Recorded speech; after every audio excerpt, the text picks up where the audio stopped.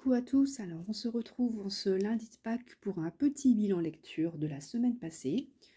Perso, accompagné de mon petit café car j'avais oublié que c'était férié aujourd'hui, j'ai pas coupé le réveil, mais c'est pas grave.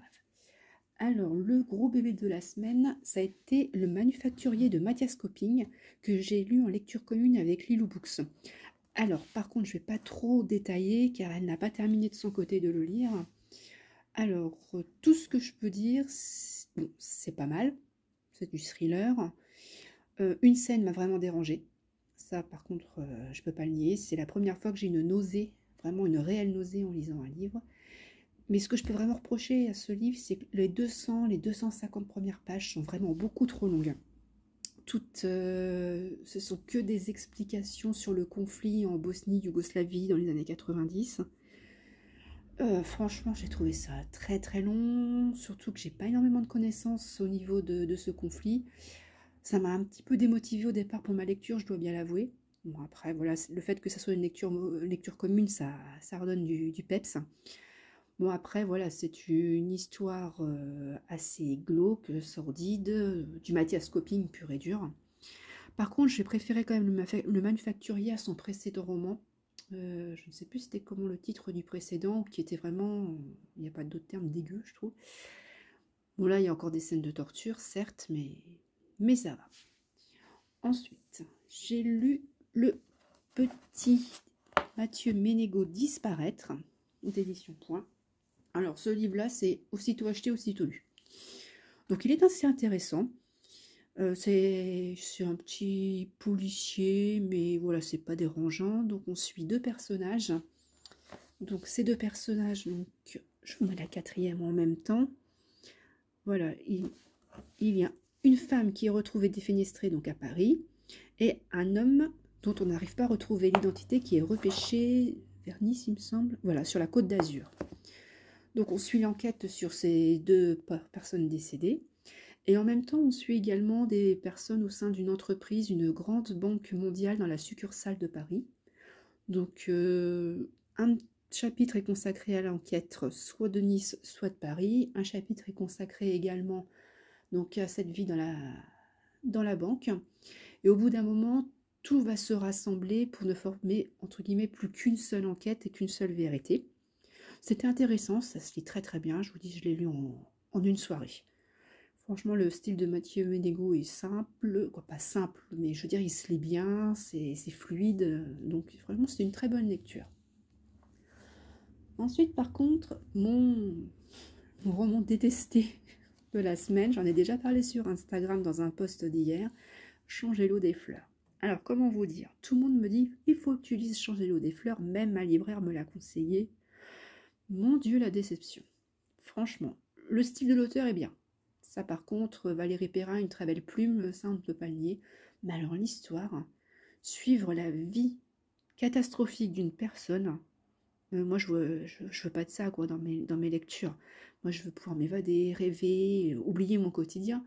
Mais là, ça nous replonge complètement dans des drames personnels que chacun a vécu, des deuils, car cette femme, donc Violette Toussaint, est garde cimetière.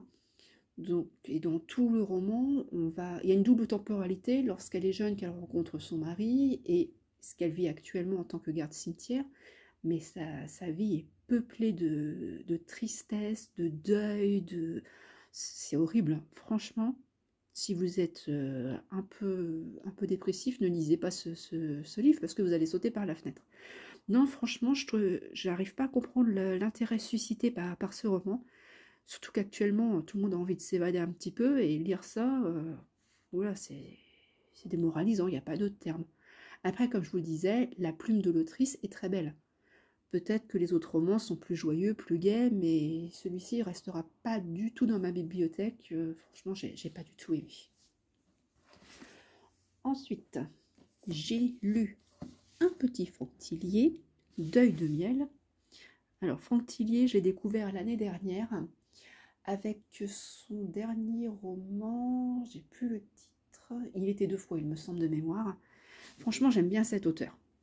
Alors, celui-ci, c'est le deuxième roman dans la saga Charcot.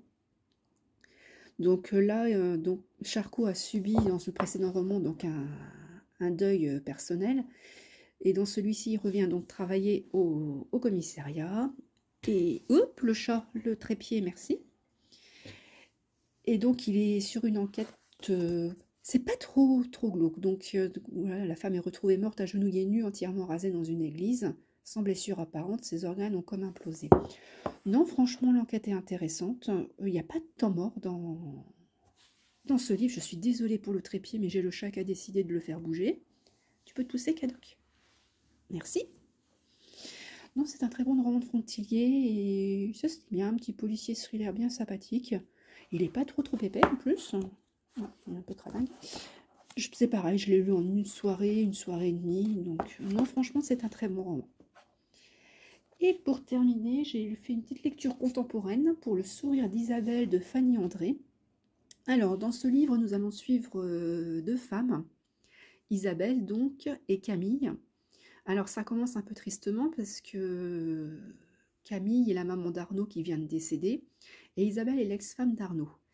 Et les deux femmes se retrouvent seules et toutes les deux dans un statut entre guillemets de veuve parce que Isabelle et Arnaud étaient divorcés.